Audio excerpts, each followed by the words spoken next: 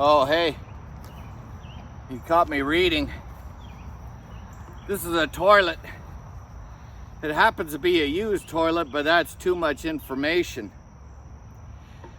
What we're gonna plant inside this toilet is the fruiting plant that suckers the worst. This video is gonna talk about what suckering plants are and take a tour through the garden to see which fruiting plants sucker, how they sucker, and we're going to conclude with the worst suckering plant. This is going to be her new home. It's to symbolize just how gnarly she suckers. Welcome to Happy.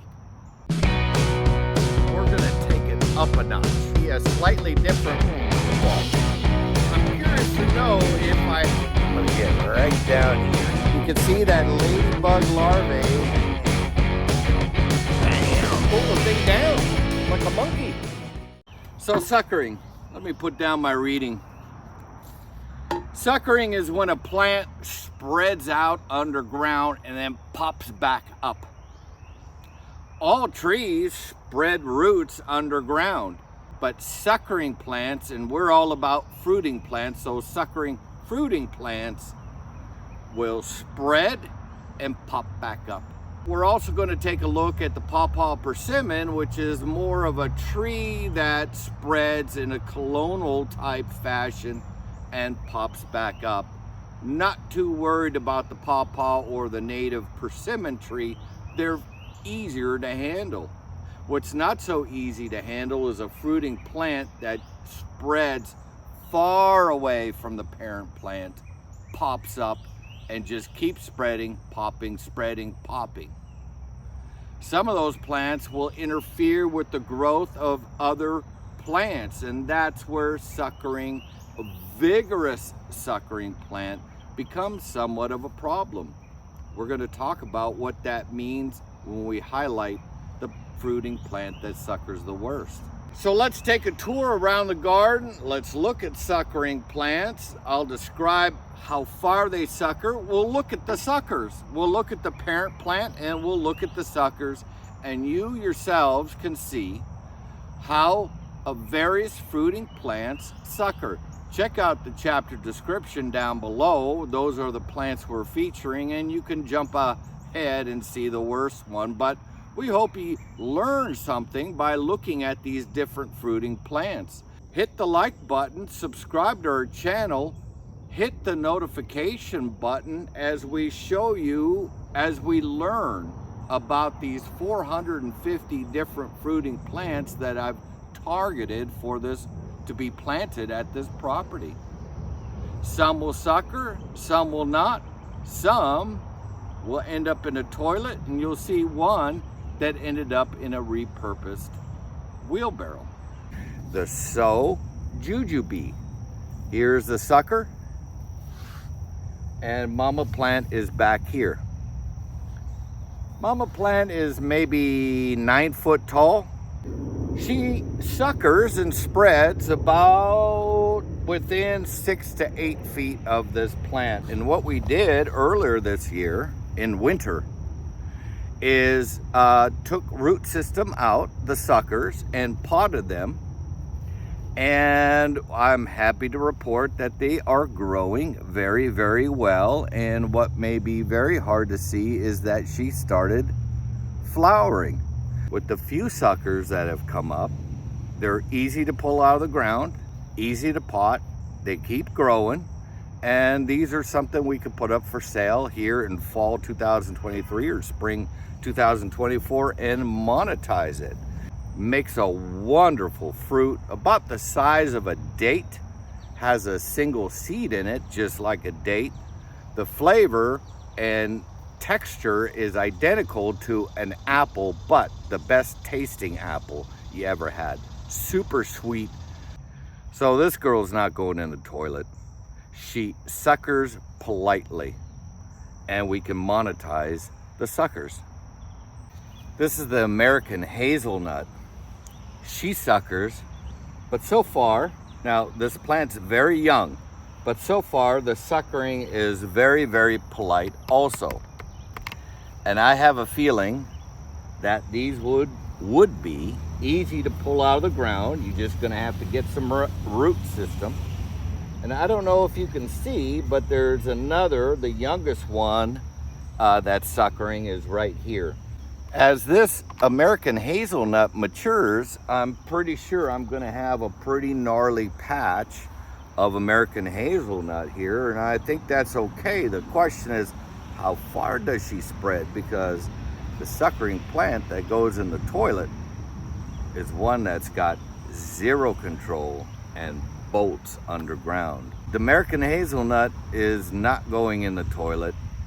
She does suckers very politely so far, stays right around the drip line of the plant, and I have a sense that I could pull the root mass out in winter when it's dormant and pot it and have it grow much like the jujube.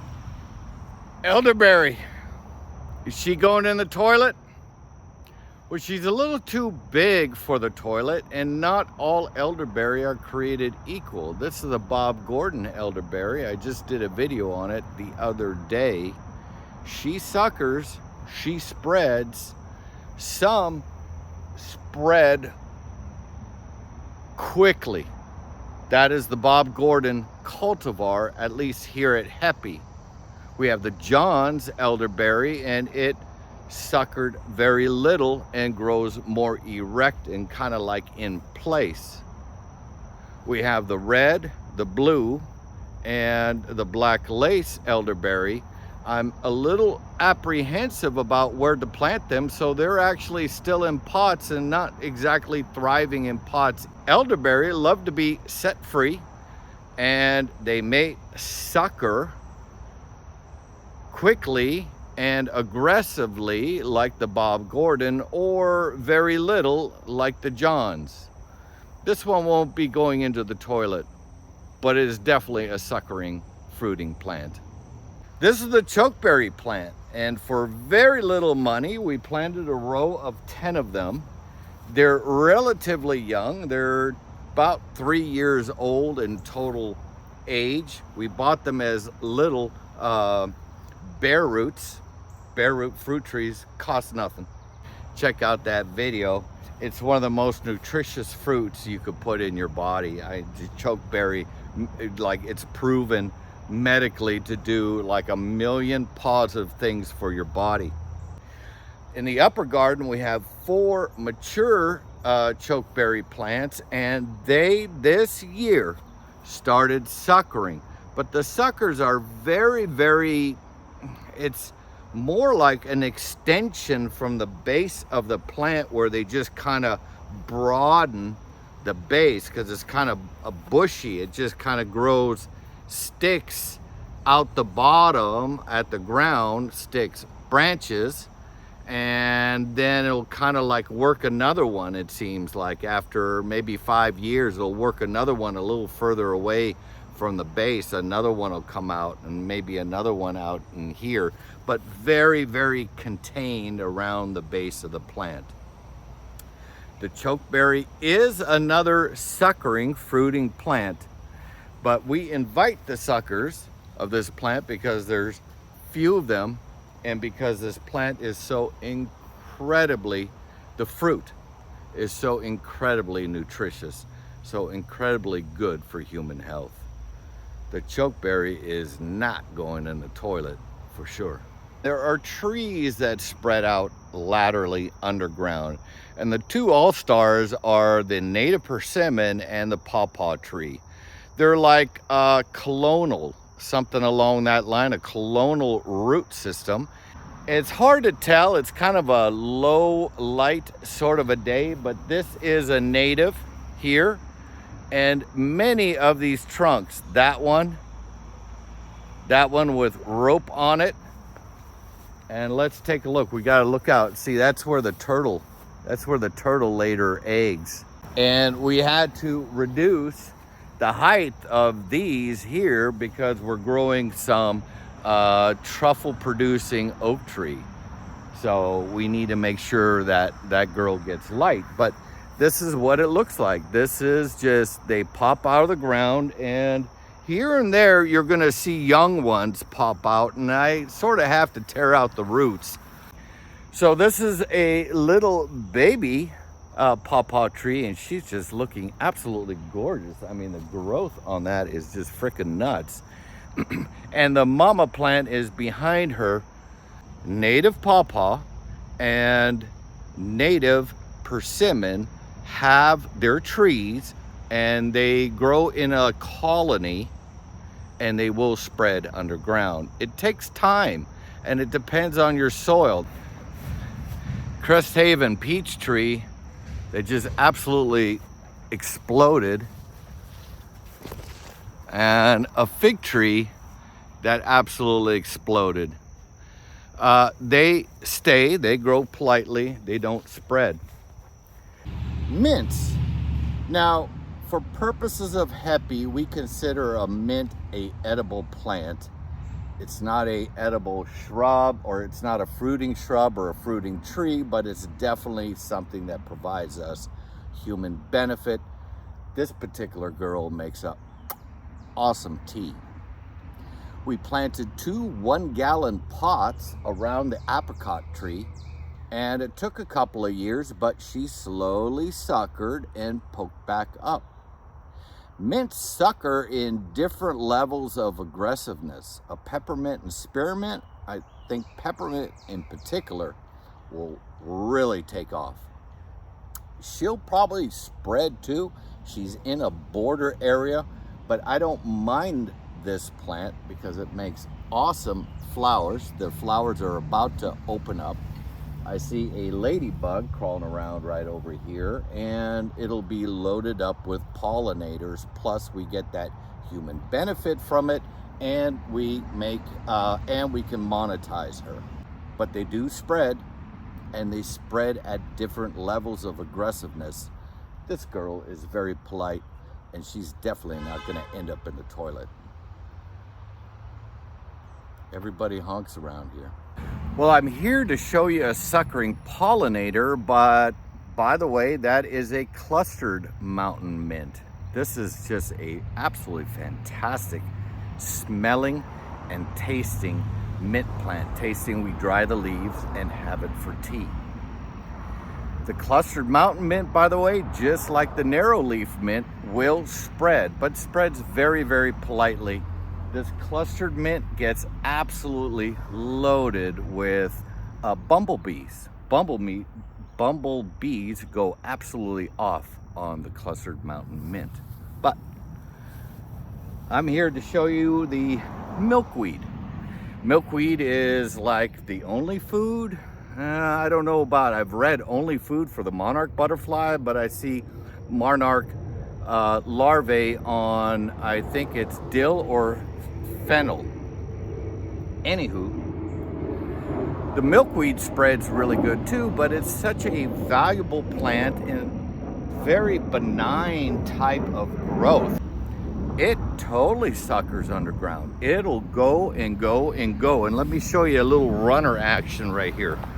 So right below me is a really little guy. Then we got this guy here, hopefully in camera, this guy, this guy, this guy, and a little bundle around here. So this is basically a runner, a sucker underground, and this milkweed will spread. She is not going to end up in the toilet because it's a trade-off. This girl grows very benign. This pollinator, the milkweed, is very benign, ridiculously easy to knock over. I have to kind of pussyfoot around here to make sure I don't knock over what is growing. And it has a huge value as a pollinator plant. But this pollinator will sucker, but she's not going to end up in the toilet. This is the Phoenix Tier Goji Berry plant, and the Goji Berry plant suckers. It grows kind of funky and flaily, very odd root system. She spreads. There's the home base is right over there. Bam, bam. Am I still in camera? Bam, and over here. So you got to find this runner and dig it all up. Otherwise, this girl's going all the way to Kansas. This runner.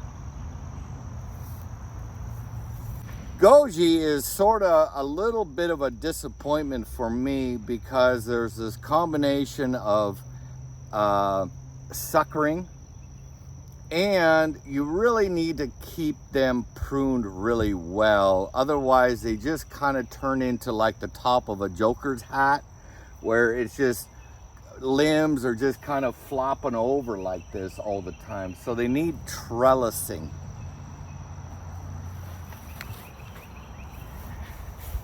Let me show you what happens when you remove suckering plants. Well, I'm sitting in this hole so I can give you a scale. This was our Goji Berry planter, and I'm going to replace the Goji Berry with dwarf fig. What I noticed is how deep the Goji Berry roots went. Not really sideways, close to the surface of the ground, but they went deep, sideways, blah, blah, blah. I want to plant the dwarf fig in here, and I just don't want Goji Berry coming up, around, through, in that fig plant. So you got to dig and dig and dig and create some sort of, it's going to be more of an earthen barrier. So it's going to be free of Goji Berry root system in this area. So if Goji Berry comes in, if I see something popping out of the ground, it's going to be coming in from the side, and I can chase it in from the side. I don't have to go underneath the new plant that I'm planting here, whether it's a dwarf fig or not. But this will give you an idea, a scale. You just dig, dig, dig, dig, and look for that root system. So the Goji Berry could have ended up in the toilet, but it ended up in an old wheelbarrow I repurposed. I put the wheelbarrow on top of some plastic, so of root system, there's some holes at the bottom of this wheelbarrow. True Temper True Temper wheelbarrow lasted, I don't know, like 2 years before literally the steel rotted out. They pot okay. They seem to not want any water once you pot them. Like, they're a little sensitive to overwatering if they're in a pot. We have some potted, and they're kind of like just staying alive, but not thriving at all. Not thriving like if they're in great soft soil. They'll thrive in that. The Goji Berry won't end up in the toilet. It ended up in the wheelbarrow. Could that little girl be the one that ends up in the toilet? This is passion fruit vine, and we'll do a close-up of her, but the passion fruit vine started 20 feet away. Then I noticed she went through the firm, uncultivated, firm, clayish, loam soil that we have here. Really tasty fruit, just an absolutely gorgeous flower. You eat the fruit after it actually falls to the ground. You have to kind of catch it within a couple of days and open it up and eat what is a lot like a pomegranate type seed with seeds you can chew with flesh around it, just like a pomegranate. Letting it drop to the ground is maximum sweetness. If it's still on the vine, it's not as sweet. Maria and I had dug our hearts out last year. It's still there.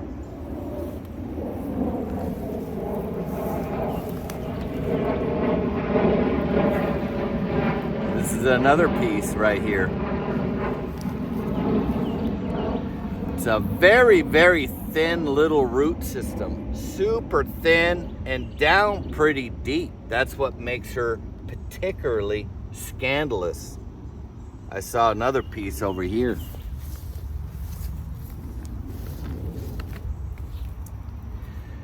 She in camera?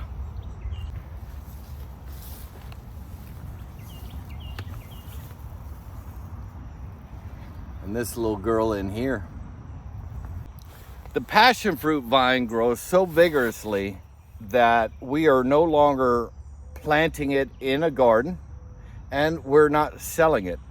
What's particularly gnarly, I'm gonna repeat this, is how thin the root system is and how it goes through cultivated soil and not cultivated soil. It doesn't care. It just keeps going. I see another piece over there.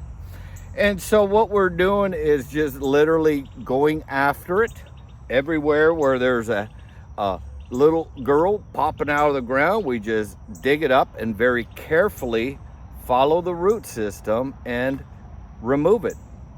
The reason we're removing it is because it will climb up these trees and it will take over the trees just like the native grape does. It twines and grows through the branches. Wonderful, wonderful flowers, but it takes away sunlight from our fruiting trees and fruiting shrubs. It stops air circulation, or it dampens air circulation. That promotes disease. That's not a good thing here in a super, super humid. That is water.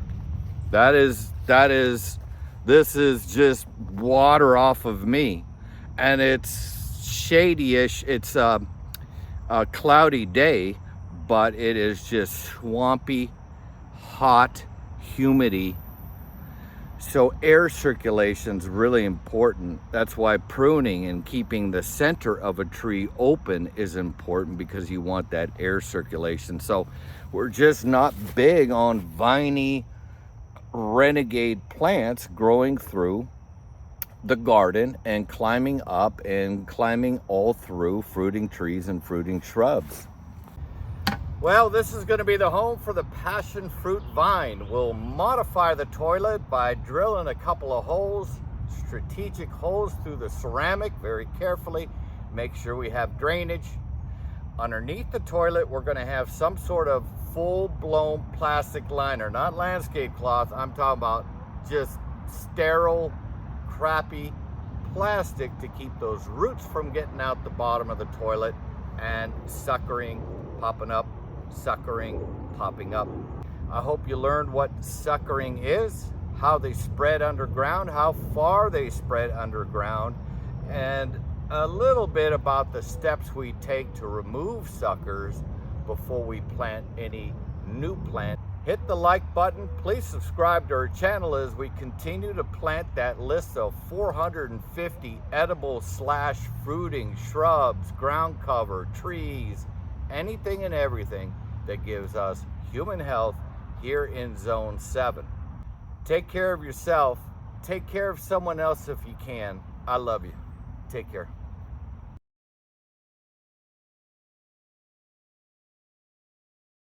Quick note about the toilet. Yeah, we're happy, and it's about a lifestyle, and it's about financial health too. That means frugality and also getting value for your dollar. This is a Maribel. I think the Maribel brand, don't quote me on this, comes from a wonderful plumbing shop called Ferguson's. But this thing's a piece of absolute garbage. After about 4 years, it stopped flushing, basically stopped flushing water. We replaced it subsequently, and the other toilet worked perfectly fine. There was nothing in the pipe, in the exhaust pipe. We poured water down the exhaust pipe after we lifted this. Before we put on the new one, you pour water down the drain. You want to see it flow. Hold your nose, but you want to see it flow.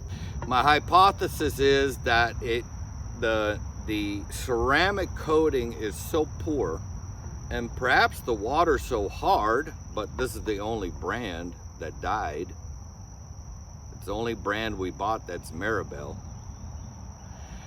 It got calcified. The inner workings of this toilet got so calcified, and so like when your arteries get clogged or something. So I think the inner workings of this got so calcified that it wouldn't flush water. That's probably enough about toilets.